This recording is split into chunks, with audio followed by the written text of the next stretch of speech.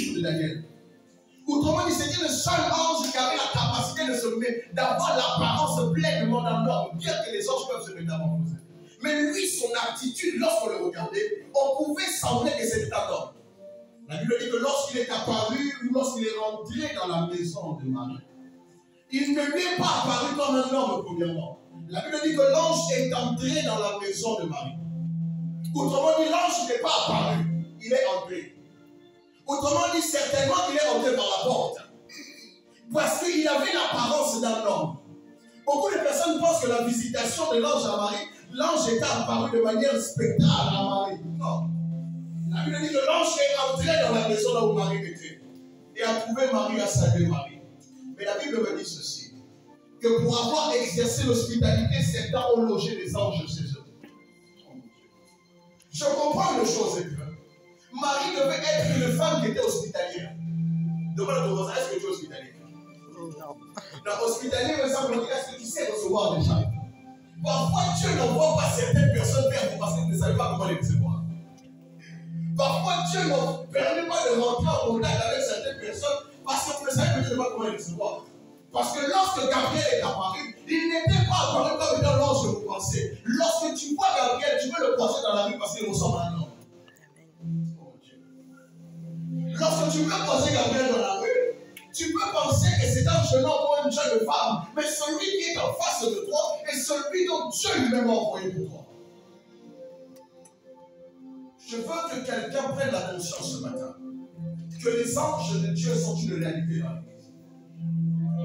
Et que les anges de Dieu ne sont pas qu'une panache des pasteurs et des prophètes et tout le reste. Ils ont été aussi envoyés pour toi et pour ta cause ce matin. Je ne sais pas quelles sont les situations les plus étranges que tu es en train de recevoir, mais je veux que tu saches une chose, et que les anges sont disposés pour intervenir à ton cas.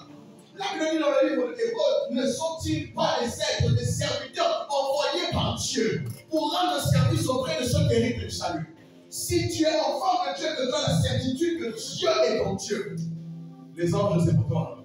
Amen. La présence des anges c'est pour toi. Amen. La Bible dit de choses et qu'il campe autour de ceux qui craignent Dieu. Et il les délivre et les arrache de tout danger. Mais ce jour-là, la personne que Marie avait reçue dans sa maison était l'ange qu'on appelait l'ange Gabriel. Le messager, le chef de tous les anges messagers. Dieu l'a envoyé.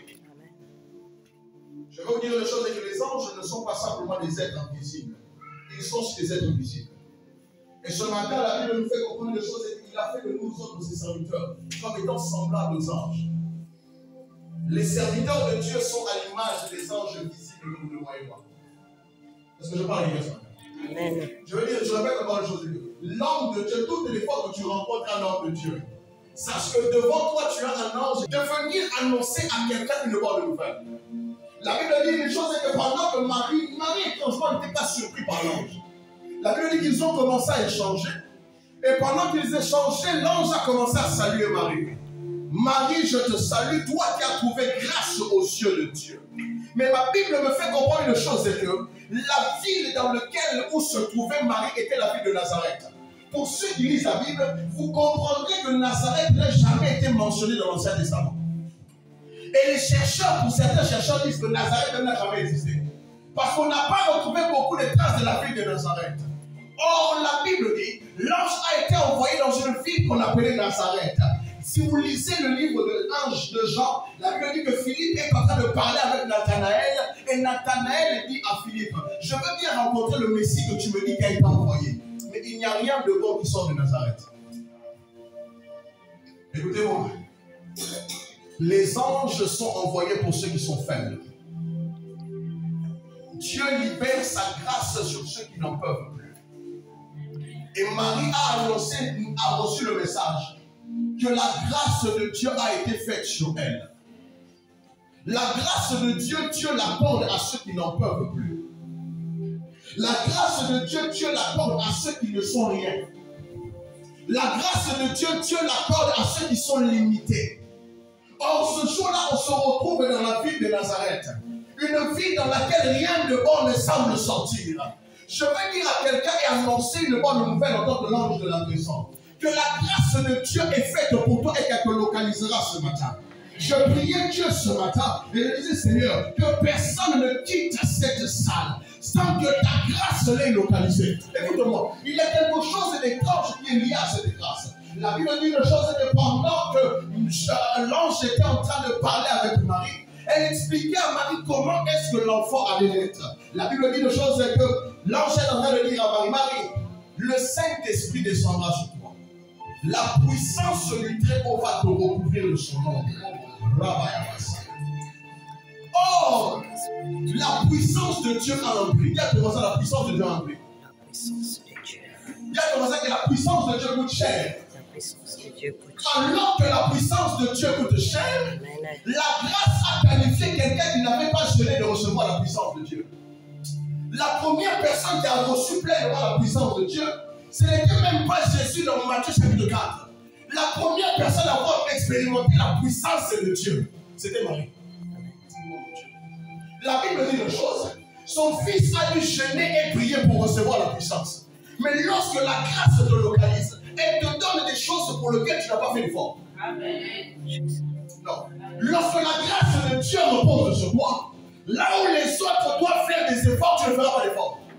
La Bible dit, l'ange a dit à Marie, le ciel t'a regardé, et le ciel t'a sélectionné, et le ciel t'a donné quelque chose pour lequel tu n'as ni jeûné, et que tu n'as ni prié, parce que tu as trouvé grâce aux yeux de Dieu. Je suis venu dire à quelqu'un ce matin, alors qu'on peut dire que tu es limité, prie pour que la grâce de Dieu te différencie. Non. Alors qu'on peut dire que de toi rien de bon ne peut sortir, prie à ce que la grâce de Dieu devienne pour partage. La Bible dit une chose, c'est que l'ange est en train de dire à Marie, Marie, le Saint-Esprit descendra sur toi. La puissance du Très-Haut va te recouvrir de son nom. Or, la puissance de Dieu a un prix. Il y a comment ça, la puissance de Dieu a un prix. La puissance de Dieu. Il y a comment ça que la puissance de Dieu coûte cher. La puissance de Dieu coûte cher. Alors que la puissance de Dieu coûte cher, Amen. la grâce a qualifié quelqu'un qui n'avait pas gêné de recevoir la puissance de Dieu. La première personne qui a reçu pleinement la puissance de Dieu, ce n'était même pas Jésus dans Matthieu chapitre 4. La première personne à avoir expérimenté la puissance de Dieu, c'était Marie. La Bible dit une chose, son fils a dû jeûner et prier pour recevoir la puissance. Mais lorsque la grâce te localise, elle te donne des choses pour lesquelles tu n'as pas fait d'effort. Amen. Non. Lorsque la grâce de Dieu repose sur toi, là où les autres doivent faire des efforts, tu ne feras pas d'efforts. La Bible dit, l'ange a dit à Marie, le ciel t'a regardé, et le ciel t'a sélectionné, et le ciel t'a donné quelque chose pour lequel tu n'as ni jeûné, et que tu n'as ni prié, parce que tu as trouvé grâce aux yeux de Dieu. Je suis venu dire à quelqu'un ce matin, alors qu'on peut dire que tu es limité, prie pour que la grâce de Dieu te différencie. Non. Alors qu'on peut dire que de toi rien de bon ne peut sortir, prie à ce que la grâce de Dieu devienne pour partage. Alors que, écoutez-moi, j'ai eu une grande révélation en ce qui concerne la grâce de Dieu. Elle a été faite pour ceux qui ne peuvent rien. Elle a été faite pour ceux qui n'en peuvent plus. Elle a été faite pour ceux qui sont disqualifiés. Or, la grâce de Dieu ne descend pas sur quelqu'un en vain. Je répète, la grâce de Dieu ne descend pas sur quelqu'un en vain. Si vous lisez la Bible, il existe plus de 6 maris dans la Bible. Oh mon Dieu. La Bible parle de Marie de Magdala. La Bible parle de plein de maris dans la Bible. Or, la Bible dit que ce jour-là, dans la ville de Nazareth, un ange est venu. Je suis venu dire à quelqu'un de choses. La grâce de Dieu qui repose sur ta vie, elle n'a pas été le fruit d'un hasard. La grâce de Dieu qui peut te localiser, la grâce de Dieu te fait être ce que tu es aujourd'hui, de vivre ce que tu as vécu, elle n'a pas été vaine parce qu'elle a été envoyée pour ceux qui sont faibles. Il y avait beaucoup de personnes qui méritaient d'être la mère de Dieu plus que Marie. Si vous lisez la Bible, il y a une femme dans la Bible qui s'appelle Anne. La Bible dit qu'Anne passait sa journée dans le temple en train de servir Dieu. Anne, si on lit la Bible, elle avait toutes les caractéristiques même pour être la mère de Dieu. Mais la Bible est partie choisir quelqu'un qu'on ne connaissait pas. Quelqu'un qu'on ne connaissait même pas l'existence. Je veux que la grâce de Dieu te discerne. Je veux que la grâce de Dieu t'élève. Non, je veux que la grâce de Dieu te mette à part. Amen. Je veux que la grâce de Dieu fasse grâce parler de toi. Amen. Là où toi tu n'es rien, je veux que quelqu'un crie à la grâce. Amen. Lorsque tu es faible, Hébreux chapitre 4, verset 16 dit ceci. Approchez-vous avec assurance du trône de la grâce, Amen. afin d'obtenir miséricorde et de trouver grâce pour être secouru. Gloire à Jésus. Celui qui a besoin de secours, crie à la grâce ce matin. Amen. Celui qui s'attend au secours de Dieu, puisse crier à ce que Dieu lui fasse grâce ce matin. Gloire à Jésus. Amen. On veut être plus que toi. Amen. Ils peuvent être plus mieux que toi. Amen.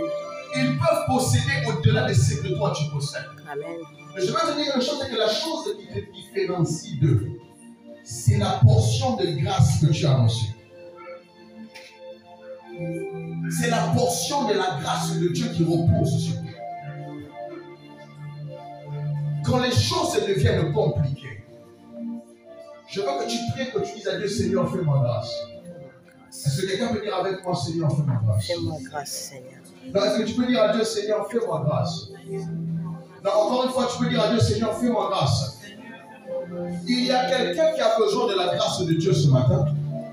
Parce que la grâce de Dieu agit là où toi tu ne peux pas agir. Marie n'a jamais prié pour devenir la mère de Dieu. Autrement dit, Marie n'a même jamais prié. Elle qui n'était rien aujourd'hui, les hommes là-dedans pensaient que Marie était spéciale. Marie n'avait rien de spécial. Elle avait simplement trouvé grâce. À un tel niveau qu'on commence même à la comparer au divin aujourd'hui. La grâce de Dieu te fait paraître comme Dieu. La grâce de Dieu te fait paraître même comme si j'étais Dieu. Écoutez-moi, je prie ce matin que la grâce de Dieu soit ton partage. Amen. Toutes les fois que tu passes des moments difficiles, fais appel à la grâce de Dieu. Dis simplement, Seigneur, fais-moi grâce. Seigneur, fais-moi grâce. La grâce viendra t'apporter des choses que tu n'avais pas demandées. Or, pour que la grâce de Dieu puisse arriver quelque part, la grâce de Dieu doit être annoncée par quelqu'un. Et la Bible dit ce jour-là, l'homme de Dieu, Gabriel, est rentré pour annoncer une année de grâce.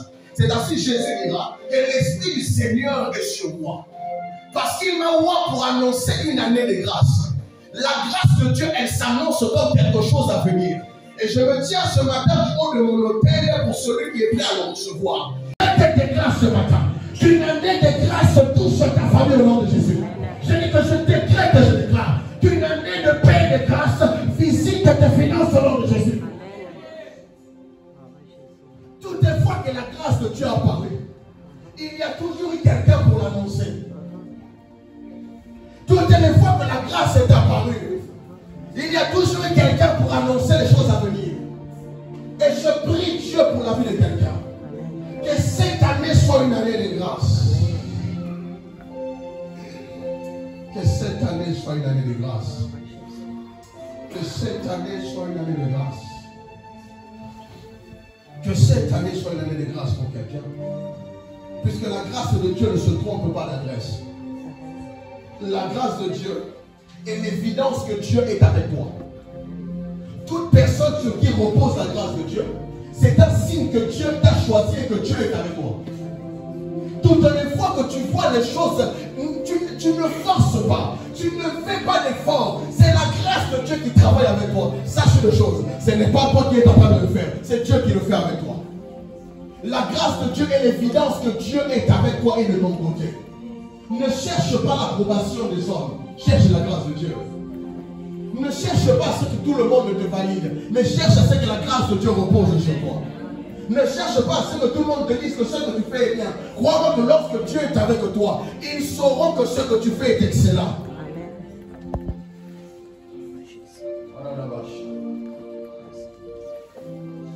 Je suis venu annoncer une année de grâce du Seigneur.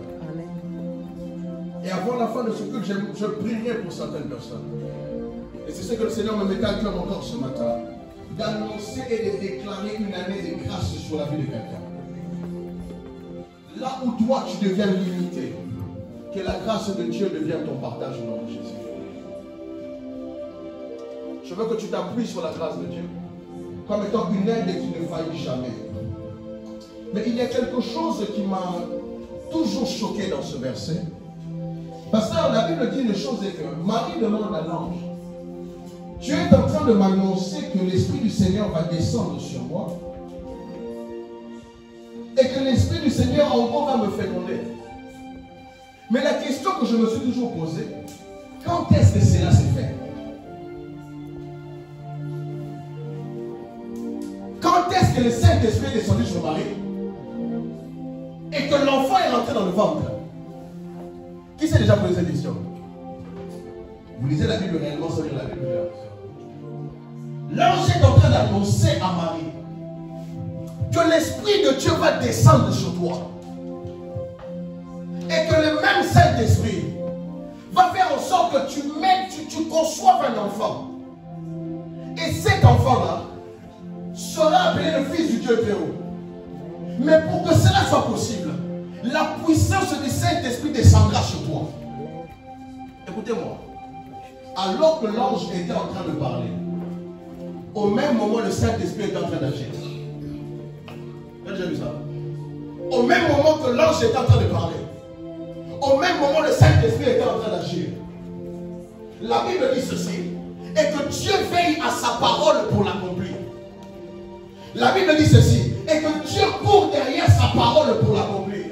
La Bible dit que nous étions au 6e mois, et que Jésus et Jean le Baptiste ont 6 mois d'écart. Autrement dit, le moment auquel le Saint-Esprit devait descendre sur Marie ne devait pas excéder les 6 mois d'écart. Autrement dit, le moment où le Saint-Esprit descendait sur Marie, c'était au moment où Gabriel était en train de parler. Amen. Amen. Marie est tombée enceinte de la parole parce que la parole a pour but de le créer. Si au commencement était la parole et que lui-même était la parole, il devait être fécondé par la parole. Amen. Jean a dit ceci, au commencement était la parole. La parole était avec Dieu. Amen. Et la parole était Dieu. Amen. La personne par excellence qui était venue annoncer la parole devait faire en sorte que Jésus soit conçu par la parole. Amen. Or, à quel moment l'ange était en train de féconder Marie? C'était au moment où elle lui donnait les salutations. Amen. Je suis venu saluer quelqu'un de manière prophétique afin de libérer quelque chose dans ton esprit. Amen. La Bible dit ceci. Amen. Pendant que Marie était en train de recevoir la parole, au même moment, l'esprit descendait sur elle. Et l'esprit était en train d'opérer ce qu'on appelle une opération invisible. Le Saint-Esprit est descendu sur Marie. Comment est-ce que je sais que le Saint-Esprit est descendu sur Marie? La Bible dit ceci.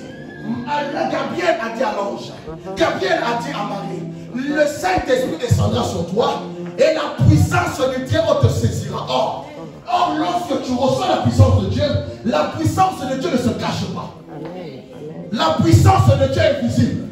La Bible dit ceci, que Marie, après qu'elle ait reçu ce message, elle a commencé à courir pour aller voir sa tante et sa belle-sœur Elisabeth. Elisabeth, j'ai reçu une bonne nouvelle. Le même ange qui t'a visité m'a visité. Or, la puissance ne se cache pas. Pendant que Marie était en train de saluer, le corps d'Elisabeth a commencé à réagir. Parce que la fécondation se faisait pendant qu'ils étaient en train de parler. Et la puissance de Dieu reposait déjà sur Marie. Or, lorsque la puissance se repose sur toi, la plénitude du Saint-Esprit devient une évidence. La Bible dit, alors qu'elle était venue saluer Elisabeth, l'enfant qui était en Elisabeth était déjà rempli d'esprit. Mais Elisabeth n'était pas remplie d'esprit. La Bible dit à la salutation, Elisabeth fut remplie de l'esprit. Parce que Marie avait déjà reçu la puissance. Je suis venu semer des paroles dans la vie de quelqu'un. Il y a beaucoup de personnes qui sont enceintes de la parole de Dieu. Je suis venu te dire que les paroles que tu portes, elles ont une date d'accomplissement. Les paroles que tu portes, les promesses de Dieu qui sont en toi, elles ont un moment où elles doivent s'accomplir.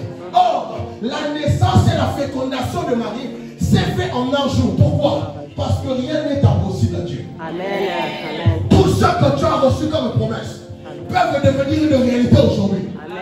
Les promesses que tu as reçues de Dieu peuvent prendre vie aujourd'hui. Les bénédictions que tu as reçues de Dieu peuvent se manifester aujourd'hui. La Bible dit que Marie n'a pas résisté. Marie a dit, il n'y a pas de problème, papa. Moi, je crois en ce que tu dis. Si cela est ta volonté, je suis simplement ta servante. Fais ce qu'il faut. Écoutez-moi, la parole de Dieu liée à la foi, c'est ça qui crée le miracle. La parole de Dieu liée à la foi, c'est ça qui crée le miracle. Et je suis venu avec des paroles dans mon esprit. Amen. Comme l'homme Gabriel. Pour libérer sur le ventre de quelqu'un. Amen. Pour venir féconder l'esprit de quelqu'un. Pour venir déposer la parole dans le ventre de quelqu'un. Amen. Pour venir déposer les paroles sur la vie de quelqu'un. Que toi tu ne mourras pas et que toi tu vivras. Amen. Et que toi tu prospéreras et que toi tu ne tomberas pas.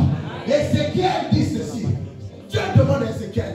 Ézéchiel, penses-tu que ces ossements peuvent revivre? Ézéchiel a répondu à Seigneur, Seigneur, toi seul tu le sais. Alors Dieu dit à Ézéchiel, fils de l'homme prophétise, parle sur ces eaux et déclare que les souffles, le Ruach, le Nefesh et le Neshama de Dieu est en train de reposer sur ces eaux. La Bible dit qu'Ézéchiel a commencé à déclarer, parole du Seigneur, ainsi parle l'Éternel, les ossements desséchés, je parle et je prophétise que les nerfs apparaissent, je prophétise que la chair apparaisse, je prophétise que les os apparaissent, je prophétise sur la vie de quelqu'un. Que de grandes choses commencent. Je prophétise sur l'esprit de quelqu'un. Que tu n'échoueras pas une seconde fois.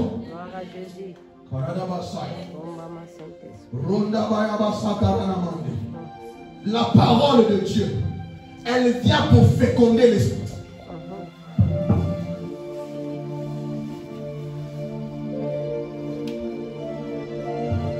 La parole de Dieu a pour but de venir changer l'esprit de l'homme.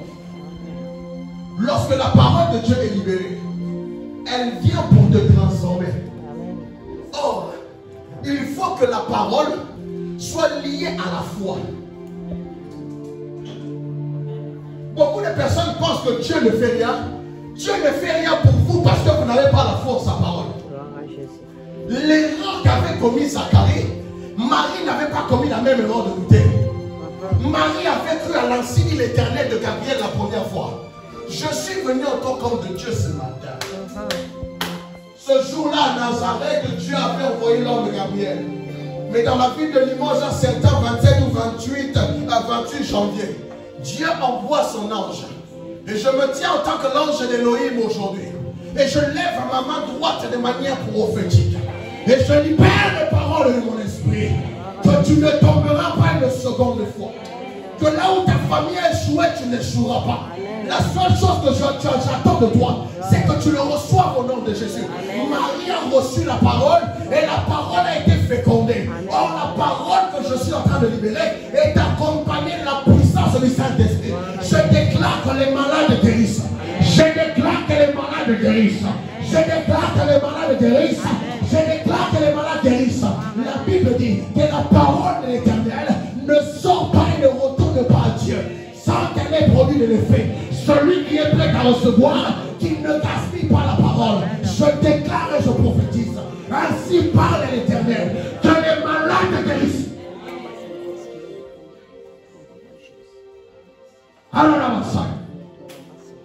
J'ai dit que les malades guérissent. Oh, j'ai l'impression de me retrouver à Bethesda. Moi de mon salut, la source d'eau qui ne tarit jamais.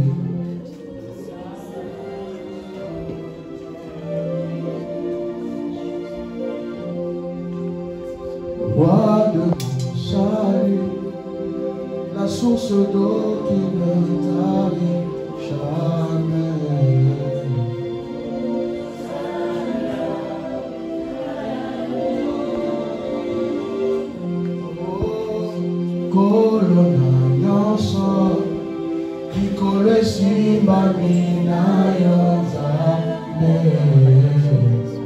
Là tu l'es fort. Là tu peux te lever s'il te plaît.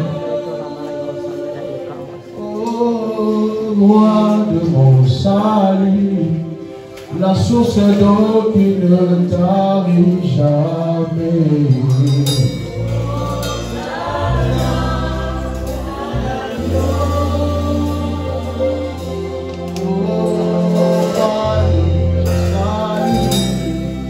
La source d'eau qui ne tarit jamais.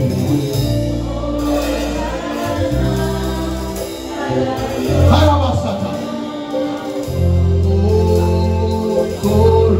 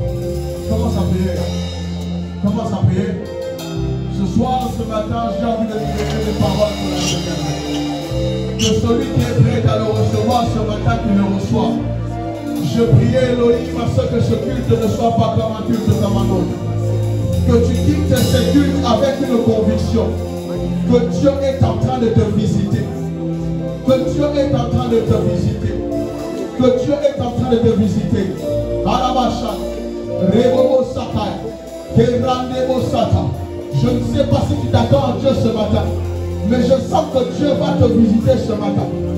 Je ne sais pas si tu t'attends à Dieu ce matin, mais je sens que Dieu va te visiter. Je suis venu libérer des paroles sur l'esprit de quelqu'un. Je suis venu libérer des paroles sur l'esprit de quelqu'un. Je suis venu libérer des paroles sur l'esprit de quelqu'un.